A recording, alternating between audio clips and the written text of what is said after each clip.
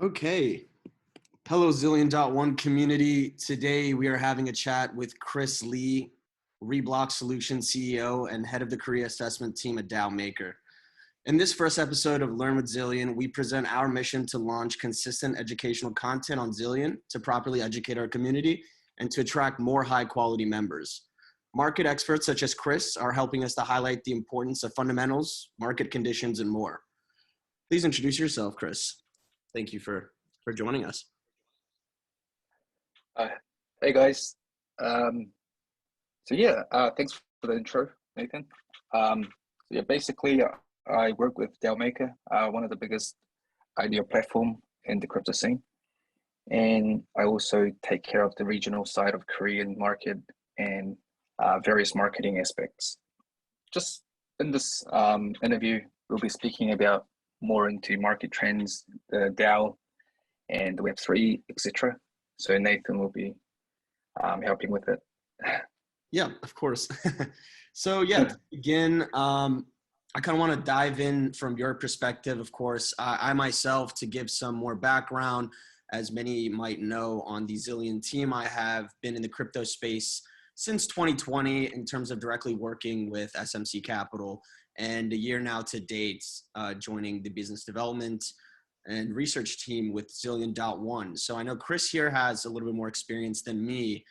And, I wanted to kind of gauge your perspective on how do launchpads and VC firms make their decisions when investing and launching crypto startups from your end? Okay. Well, there are many aspects to look into before, deciding from each investor side and the launchpad side. From launchpad point of view, they really need to look into everything because the idea platform itself, they need to take care of the community and their retail investors. So diving into such as go-to-market strategy, roadmap of the project, revenue stream, how they make their money, from the profit point of view, which stage are they in with their product basically. So are they in their alpha or beta or not even, nothing like ICO, etc. Technology side, we need to see their background, teams, where they're from. Token utility is very important sector, especially for Launchpad and the investor side point of view. The vesting schedules, obviously cap table, who are the backers, who are the partners, how they're doing with their biz dev, and also, exchanges, market makers, influencers, etc. From the investors' point of view, I guess there are so many investors, VCs around in crypto scene, but mostly they look into, if the project can survive in the market. All the projects are startups, basically, most of them are. So they really need to look into the fundamental of how the project exactly has the vision of how to build their project into the market and to become like a niche or, one of the best projects that can be. From investor point of view, most important part is that, and also looking into how they would, look into the inflation and deflationary of the token metrics, how the tokenomics are built. Is it stabilized enough? Not exactly, but to handle the bear market, the crypto winter, etc., and to give enough revenue stream for the investor side point of view. Yeah, absolutely. Yeah. As you can see here, so I mean, it's a really big puzzle piece, and every piece is very intertwined with each other.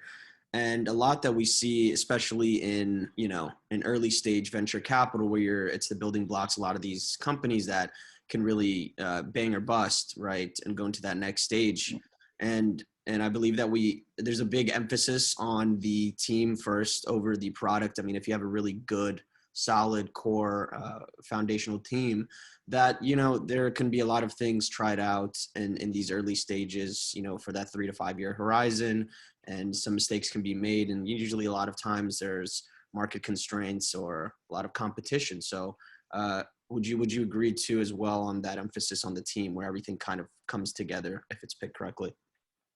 Yeah, definitely. I mean, the team, the background of the team can be divided into, being a legitimate team itself, where they have the experience of a lot of different technologies and also biz dev, operational, etc. These core teams are very, need to be looked in depthly because there are so many projects coming out every day, and we investors or even launchpad point of view need to be very careful about it as we are talking about investing. Right. And there's so many combinations of teams, you can have a lot of very experienced or inexperienced team and still that even some teams with less experience can come out on top if they have their fundamentals right as well. And, you obviously can have people from all over the world. So it's a really, it's easier said than done, right? They're assembling these teams Yeah, depending on whatever project technology they work on. yeah, definitely. I mean, it's a startup. Blockchain's only been here for like, a decade, just over a decade. It's very, still a new scene, I guess, the field. So, startups are, being innovative, pioneer, so everything can be possible. It doesn't need to be like most experienced people got to be in the team, but obviously, making innovative stuff can be something can just happen, Yeah, absolutely. Absolutely. So yeah, moving on to the next point. So at Xillion, we believe that education should be a part of every market player's journey, which is why this interview with you and this discussion is quite supportive of our current content diving into DAOs. So going more into DAOs, how do you, Chris, personally feel that education is super important factor for success in the crypto market? Well, to be honest, I mean, educational support is very important side, as well as some of them don't even listen, some of them don't even read um, the postings that, big announcements or news that are coming out. But obviously, it's a very early stage for people to actually get educated, I guess. The reason is because, the utility tokens are fluctuating so much, even, the stock market is. So the trend of the market or even the economy at the moment is very unstabilized. So eventually educational support would need to be gradually done, and which we are doing at the moment. But yeah, I mean, people who listen, who gets to be the early adopters will probably and will be able to understand what the crypto and DAO is. And people don't even know what the DAO is exactly at the moment, which this is going to be a next, generative kind of, next internet, kind of thing. Next blockchain, which, the companies will be using a lot of DAOs. It's not just centralized stuff now these days. DAO is very important in our future, I guess. So which, each individuals can have the power to be involved into the project or even the company itself. Right, absolutely. And even in this, for me chiming in, the down market are really great times historically as well to really gather new information, especially for a lot of these new users coming in where, when the market's going very well, everyone's just kind of looking for, the kind of green ticker in a lot of ways. You're inexperienced retail investors and grabbing any tokens and projects. But, when the market's down, everyone's seeing, okay, let me take a real good look now that prices are low, kind of get the fundamentals right from all these projects of what's going to be, the next investment, right? When we see that. Yeah, So it's a really exactly. I mean, I guess now is a pretty good time to study and get to know, be more educated. everyone's going back to school, right? Yeah. Yeah. So there's a crucial importance to the, foundational components of a community for every projects. What are some of the main points you see in how to correctly build one? I know that's a very general statement, there's never really one exact way, but maybe some core components that you might think. Well, I mean, as a community base, the most important thing is that the community understands the project or to see their vision exactly. So obviously there will be people who are educated enough, or people who hear from the word of mouth, get into the project and get interested and try to be an early supporters.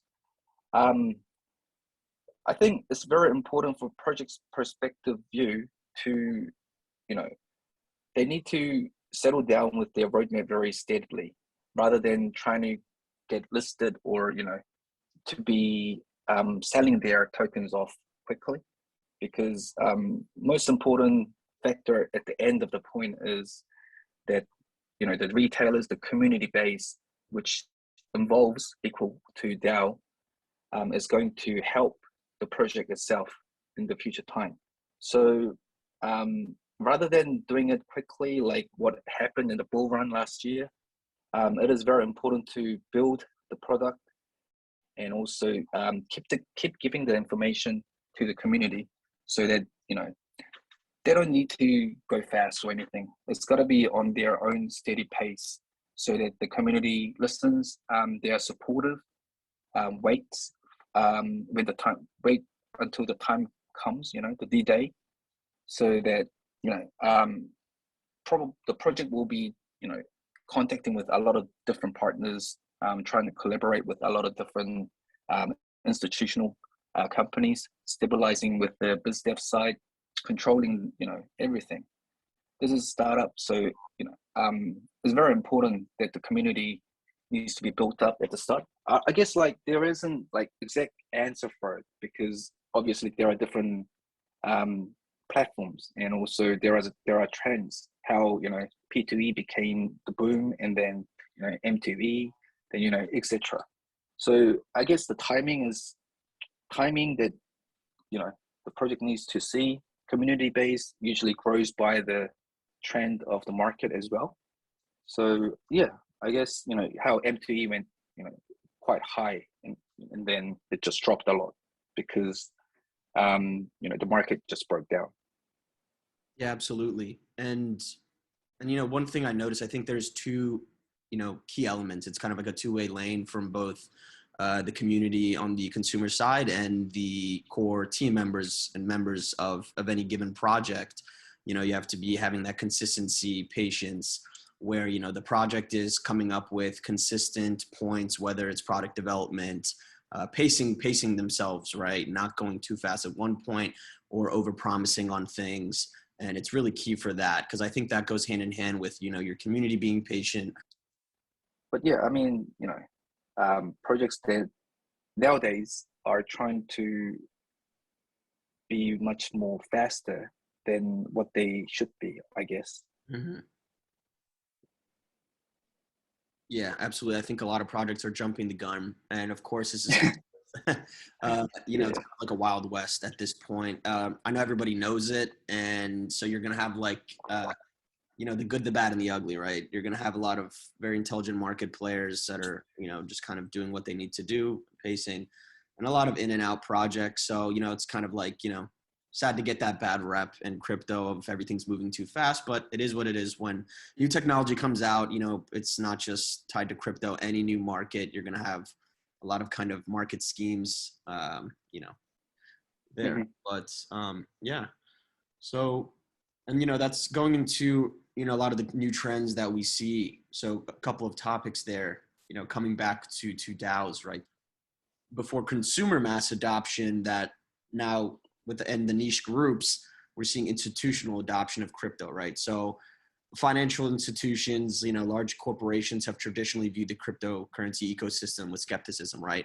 Especially if you go back to 2017, for example, you're going to have complete, 360 flip or 180 flip on a lot of these big name brand, banks, consulting firms, you name it, even, whether it's billionaires kind of vouching, they stayed away, right? And now they're back. So do you think that this trajectory is here to stay?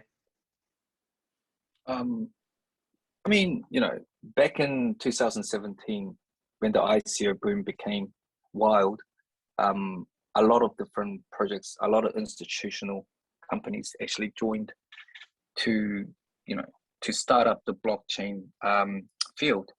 But then again, now when we think about 2017, there aren't much projects left. Some of the projects that I invested in, like, back in 2017, has vanished, But as along now as 2022, basically the market is mature rather than 2017, obviously. We've had a lot of different trends, ICO, IEO, IDO, you name it. So like from these kind of built experience, a lot of institutions are jumping in again, obviously. The Feds, SEC are looking into the stables because of terror situation. Right. Obviously, there is going to be centralized involvement, which are exactly happening at the moment. Now we know that decentralized cannot be done 100% because of what we've learned until now. But yeah, I mean, institutional companies are jumping in. Even major traditional VCs like A116, AZ16, Binance, or even different telecommunications from Europe. A lot of Silicon Valley VCs are coming into the market with a lot of different European banks. Even Korea itself, they are piloting the CBDC with the Bank of Korea, and one of the biggest mainnet in Korea called Clayton. So a lot of things are going in, especially in the gaming market as well. Traditional game company in Korea, Europe, US are jumping into crypto.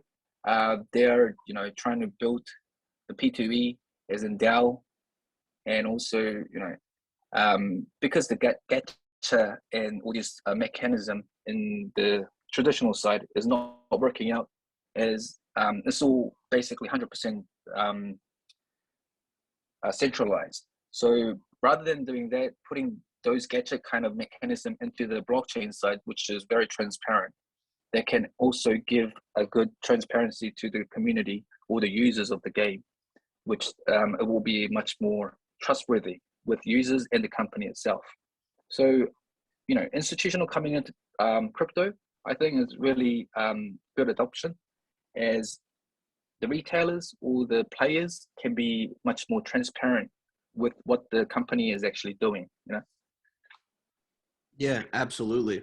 And then coming off that, I think like right now, what's the biggest need is this infrastructure, right? So institutional adoption and kind of CBDCs are really, tied in together, right? When we're talking about the central banks of different countries. So, a project that comes to my mind personally is XRP.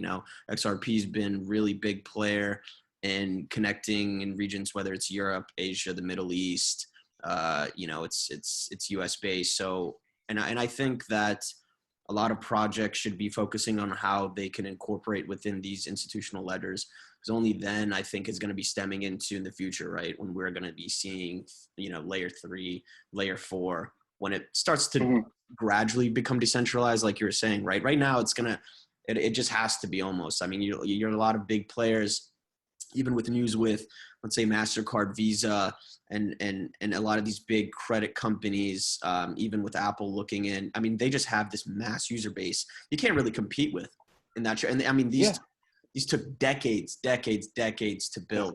So I think a lot of projects can kind of learn from, see how you can integrate within this, right?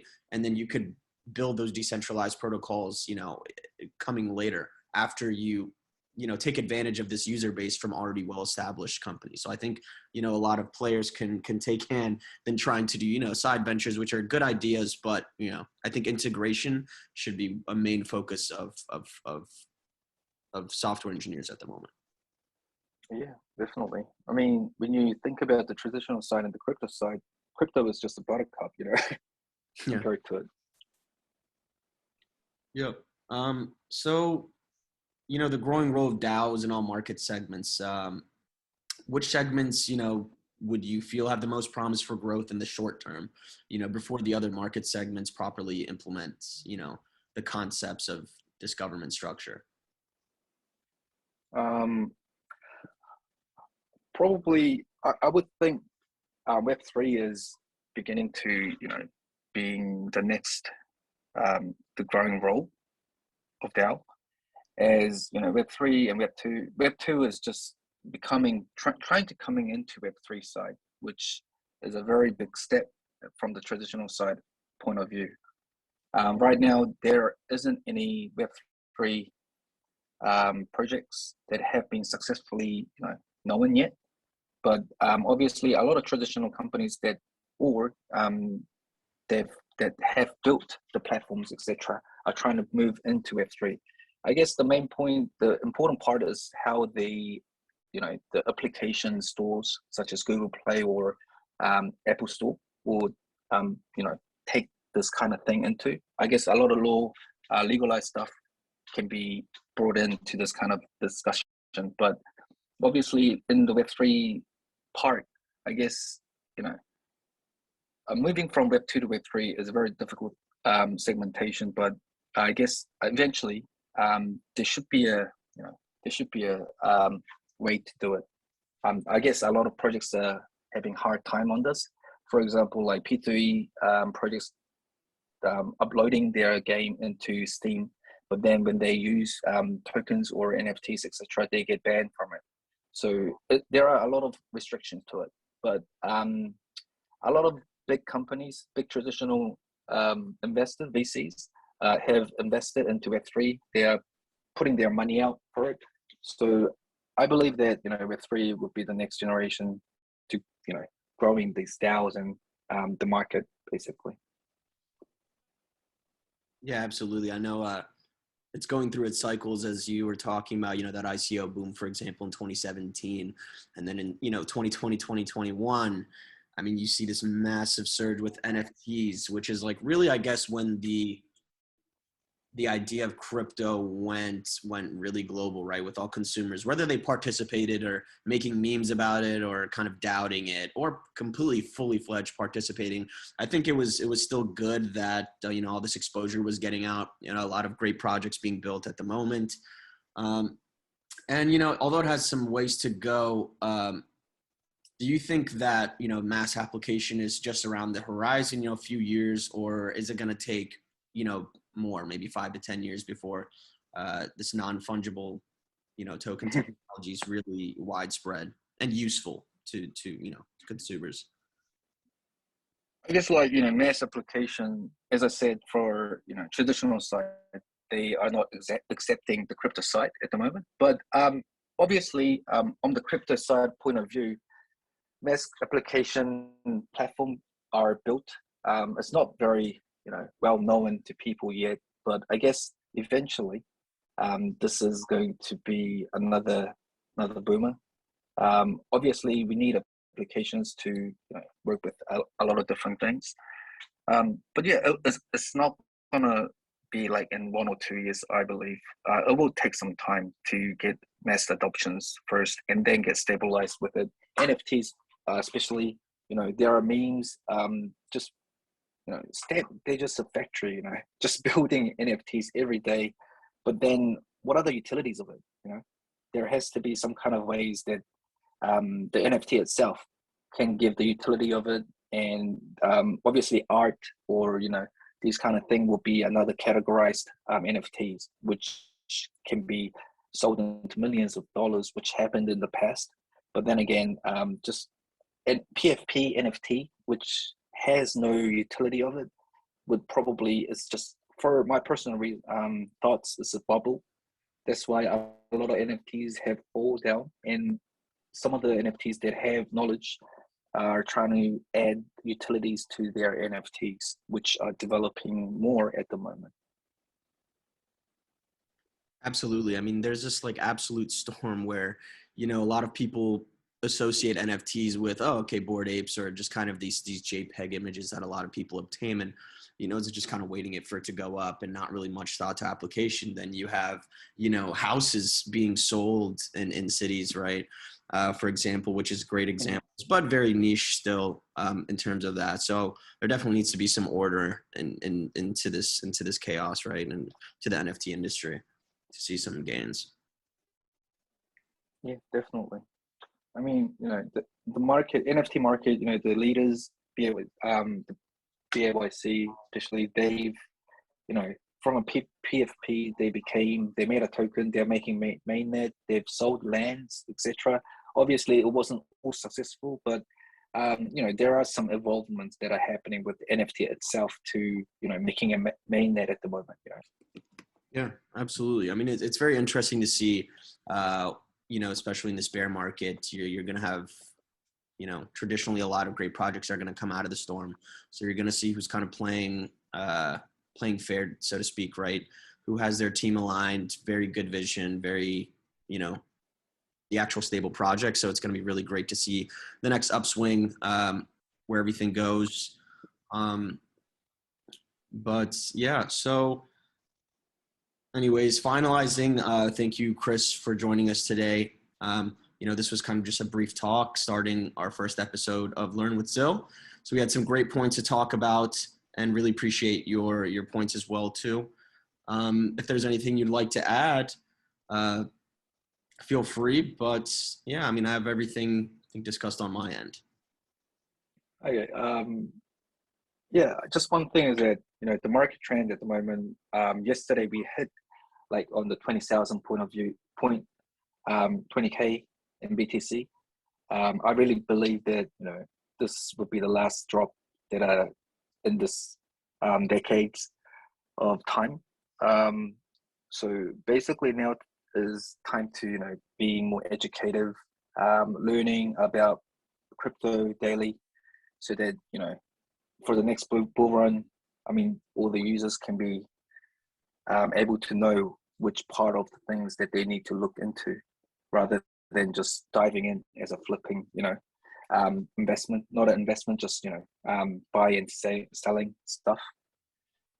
There's going to be a lot of different changes after the trend is changing. The market will obviously we've been in a crypto winter for like more than 6 months now.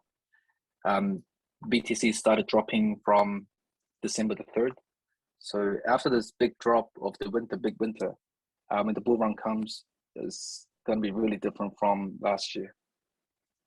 So I hope you guys, the people who listens, study hard, get educated, and wait for the bull run. Absolutely. Thank you for your points, Chris. And you heard it here to the community and whoever's listening. Be patient, be resilient, and read. And it's always useful to have, mentors as well too. I think a lot of people try to obviously to go and self-educate is the first step, right? And, the last point that I was going to get is really surrounding yourself with people of experience and reputation. I mean, that's going to be really leveraging yourself and kind of guiding you in the right way to see kind of how you think. And, I think that's the real great way to grow. I think too many people try to make decisions on their own completely. Yeah, definitely. Yeah, I agree. Okay, well, those were some great points. It was great having you with us, Chris. So with further ado, that'll be it for today. We will see everybody else on the next episode of Learn with Xill. Thank you, Chris. Thank you, Nathan.